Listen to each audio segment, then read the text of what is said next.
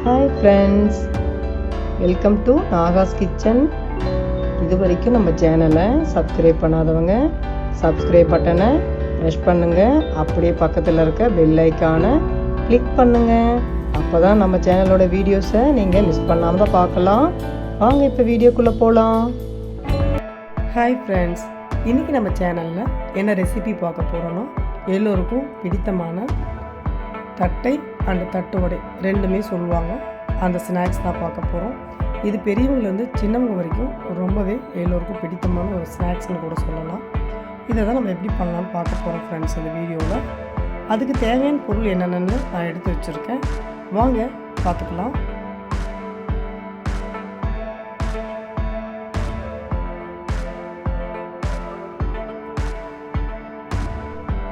தேவையான பொருள் என்னென்னு பாருங்கள்.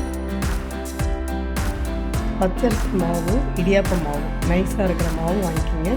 அது 600 கிராம், 3 டம்ளர் எடுத்துகிட்டேன். 200 டம்ளர் 3 டம்ளர் எடுத்துருக்கேன் ரைஸு. அதேமாரி உடச்சக்கடலை அரைச்சிட்டு பவுட்ரு பண்ணிவிட்டு, பவுட்ரு ஒரு 1.5 டம்ளர் எடுத்துருக்கேன். அதாவது 300 கிராம்.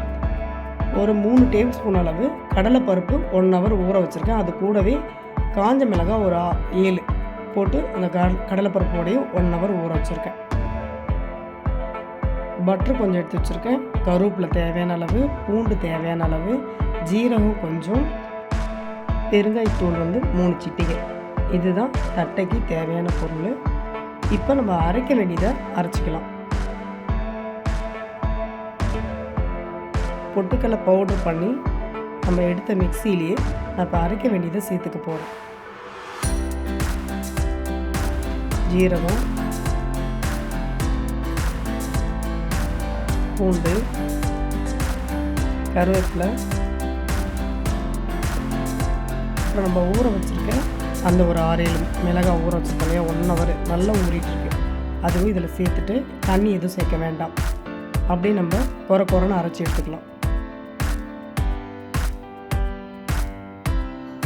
பாருங்கள், குறைன்னு அரைச்சி எடுத்துகிட்டு வந்துட்டேன். இதை அப்படியே மூடி போட்டு வச்சிடலாம். வாசனை போயிடும். மாவு பிசைஞ்சக்குள்ளே தான் நம்ம சேர்க்க போகிறோம். இது வாசனை போயிடும். மூடி வச்சுக்கலாம். பட்டர் பார்த்திங்கன்னா கெட்டியாக இருக்குது. ஃப்ரிட்ஜில் வச்சுருந்தேன், கெட்டியாக இருக்குது. அதனால் அதை நான் உருக்கிக்கிறேன். மைல்டான தீ வச்சுட்டு உருக்கிக்கிறேன். ரொம்ப அனல் வச்சிட்டிங்கன்னு வச்சுக்கோங்க, கருப்பாயிடும். அதனால் மைல்டாக தீ வச்சுட்டு அதை உருக்கிக்கிறேன். ஸ்டவ் ஆஃப் பண்ணிட்டேன். இப்போது அந்த கடாயோட சூட்லேயே உருகட்டோன்னு சொல்லிவிட்டு இது பாட்டு உருக்கிட்டு ஆறட்டும். நம்ம மாவு பிசைஞ்சிக்கலாம். அந்த அரிசி மாவை சேர்த்துட்டேன். அரிசி மாவை லைட்டாக வறுத்துக்கோங்க. அதாவது கடாயில் போட்டு சூடு பண்ணிக்கோங்க. அது கூடவே உடச்சக்கடலை பவுடரும் சேர்த்துட்டேன். பெருங்காயத்தூள் சேர்த்துட்டு அதுக்கு நடுவில் பார்த்திங்கன்னா 200 டம்ளர் காமிச்சிருக்கேன். 200 டம்ளரில் 3 டம்ளர் அரிசி மாவு, 1.5 டம்ளரு உடச்சக்கடலை பவுடர். இந்த மாவுக்கு தேவையான உப்பு சேர்த்துட்டேன். நல்லா மிக்ஸ் பண்ணிக்கலாம்.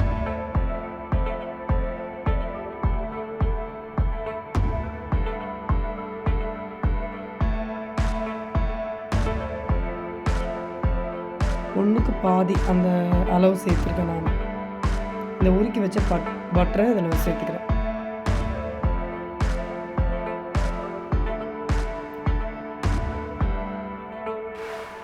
அந்த உருக்கின கடாயிலையும் கொஞ்சம் மாவு பவுட்ரு போட்டு நான் தொடச்சி எடுத்துகிட்டு தான் பிசைகிறேன்.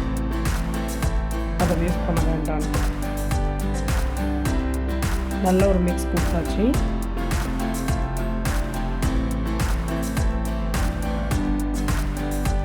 சும்மா அப்படி பிடிச்சா அப்படி ஒரு கொழுக்கட்டை மரிச்சமாக வருது. இந்த அளவுக்கு இருக்கணுன்றதுனால அந்த அப்படியே பிடிச்சி காமிக்கிறேன் நான். இப்போ லைட்டாக தண்ணி தெளித்து பிசைய ஆரம்பிக்கலாம். சப்பாத்தி மாவு பதத்துக்கு நம்ம பிசைஞ்சிக்கலாம். கொஞ்சம் கொஞ்சமாக தண்ணி விட்டு பிசைகிறேன்.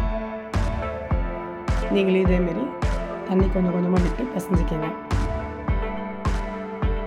நம்ம குறைன்னு அரைச்சி வச்ச அந்த பொடியையும் சேர்த்துக்கிறேன்.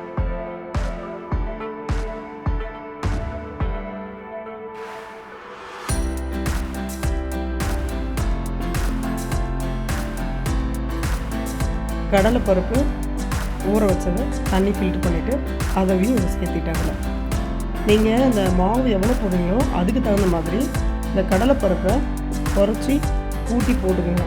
கம்மியாக மாவு பிசைக்குள்ளே நிறைய கடலைப்பருப்பு போட்டிங்கன்னா தட்டைக்குள்ளே பிரிஞ்சு போகும். எண்ணெயில் போடக்குள்ளே தட்டைக்குள்ளேயும் வராது. ஏன்னா நிறைய பருப்பு இருந்தால் மாவு உருண்டை பண்ணி தட்டுறதுக்கு வராது இல்லைங்களா? அதனால் சொல்கிறேன். மாவுக்கு ஏற்ற மாரி 1 டேபிள் ஸ்பூனும் 2 டேபிள் ஸ்பூனும் அந்த பருப்பை ஊற வச்சுக்கிங்க. நான் 600 கிராமுக்கு ஒரு 2.5 டேபிள் ஸ்பூன் அளவு ஊற வச்சுருக்கேன்.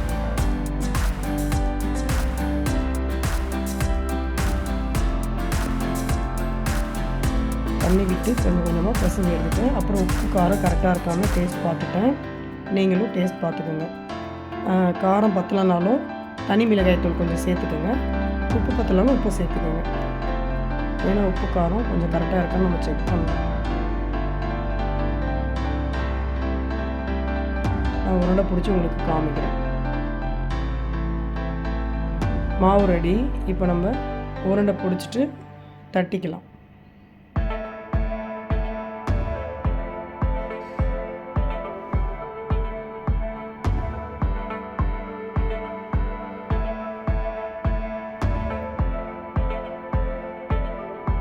நான் ஒரு பாலிதீன் கவர் எடுத்துட்டேன். அதில் 2 சைடும் எண்ணெய் பூசி வச்சுருக்கேன். இது ஃபுல்லாகவே ஆயில் பூசி வச்சுருக்கேன். இப்போ அந்த உருண்டைகளை அதில் வச்சுக்கிறேன். ஃபஸ்ட்டு சின்ன சின்ன தட்டையாக உங்களுக்கு தட்டி காட்டுறதுக்காக சின்ன சின்ன உருண்டை தான் பிடிக்கிறேன்.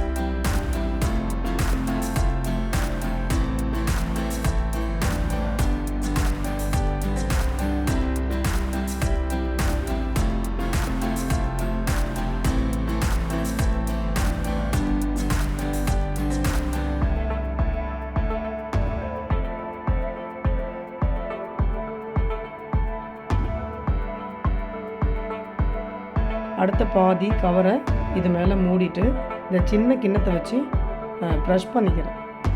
ப்ரெஷ் பண்ணக்குள்ளே பார்த்தீங்கன்னா கொஞ்சம் ரவுண்டாக ஷேப்பாக வரும். அதுக்காக இந்த அளவுக்கு தட்டிட்டு அதுக்கப்புறம் நீங்கள் கையில் ஒரு தட்டிட்டு கூட நீங்கள் போடுங்க. ஏன்னா நம்ம கிண்ணத்தில் இது பண்ணுறது கொஞ்சம் மொத்தமாக கூட இருக்கும். அதனால் நீங்கள் அந்த மொத்தமாக இருக்கிறத பார்த்துட்டு கூட அப்புறம் கொஞ்சம் கையில் தட்டிட்டு போடுங்க.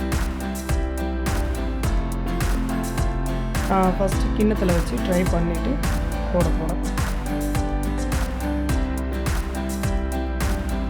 இந்த தட்டினதில் ஒன்று ஃபஸ்ட்டு பொரிச்செடுக்க போகிறேன். கடாயில் எண்ணெய் ஊற்றி வச்சு அது நல்லா சூடாகிடுச்சு.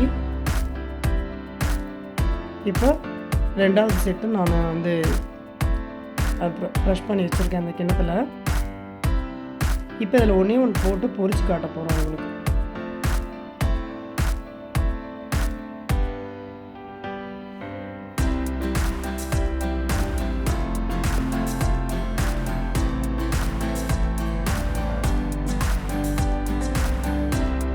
எண்ணெய் தேவையான அளவு சூடாகிடுச்சு. இப்போ இதில் சேர்த்துக்கலாம். ஃபஸ்ட்டு ஒன்று தான் போட்டு நான் பொரிக்கிறேன். ஏன்னா எப்படி வருது என்னன்னு தெரிஞ்சுக்கலான்னு சொல்லிட்டு ஃபஸ்ட்டு ஒன்று போட்டு பொரிக்கிறேன்.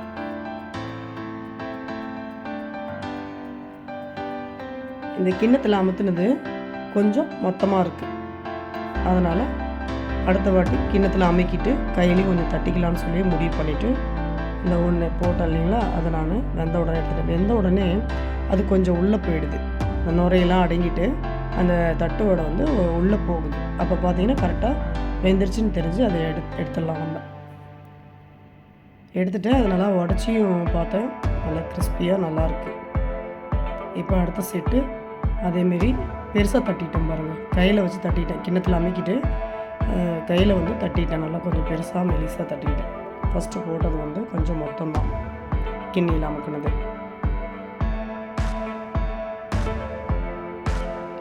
நுரையெல்லாம் அடங்கின உடனே நம்ம எடுத்துக்க வேண்டியதுதான். ஃபஸ்ட்டு எடுத்தேன் இல்லைங்களா, அதை உடச்சிட்டு சாப்பிட்டு பார்த்தேன். உங்களுக்கு அதனுடைய பாதி தான் காமிக்கிறேன்.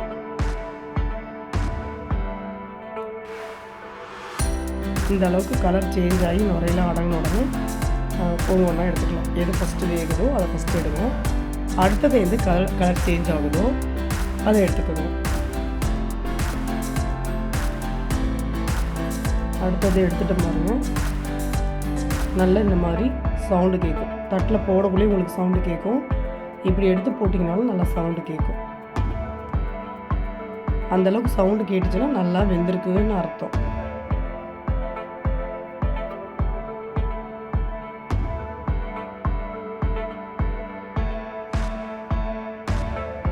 இதேமாரி ஒன்று ஒன்றா வேக வேக சைடில் ஒன்று ஒன்றா போட்டு எடுத்து முடித்தேன் நான்.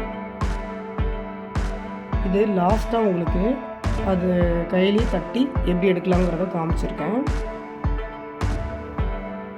நம்ம கடலைப்பருப்பு அதில் சேர்த்துருக்கிறதுனால தட்டைக்குள்ளே அங்கங்கே வீரலாகும், உடையும். அதெல்லாம் ஒன்றும் பயப்படாதீங்க. நல்லா தட்டிட்டு அந்த ஓரெல்லாம் கை விரலில் சேர்த்துட்டு ஈவன் பண்ணிக்கோங்க அழகாக. இப்போ பேக் சைட்லேருந்து இந்த கையில் இருந்து அந்த கைக்கு வந்து மாற்றுங்க. அந்த கவர் வந்து இந்த கையிலேருந்து எடுங்க. எவ்வளோ ஈஸியாக வருது பாருங்கள். அதை காமிக்கணும்னு சொல்லிட்டு லாஸ்ட்டாக உங்களுக்கு ஒரே ஒரு தட்டை மட்டும் அதுமாரி தட்டி காமிக்கிறேன் நான். அந்த கையில் தட்டையை எடுத்துகிட்டு இந்த கையில் வந்து அதை அப்படி நகர்த்துனீங்கன்னா நான் காமிச்சிருக்க மாதிரி ஈஸியாக வரும். எடுத்துகிட்டு நீங்கள் எண்ணெயில் போடலாம். நான் ஓரளவு எல்லாம் முடிச்சிட்டேன். லாஸ்ட் இது தான். இப்போ பிளேட் பண்ணிட்டேன். அவ்வளோதான் ஃப்ரெண்ட்ஸ், சூப்பராக தட்டை வந்து ரெடி ஆகிடுச்சு.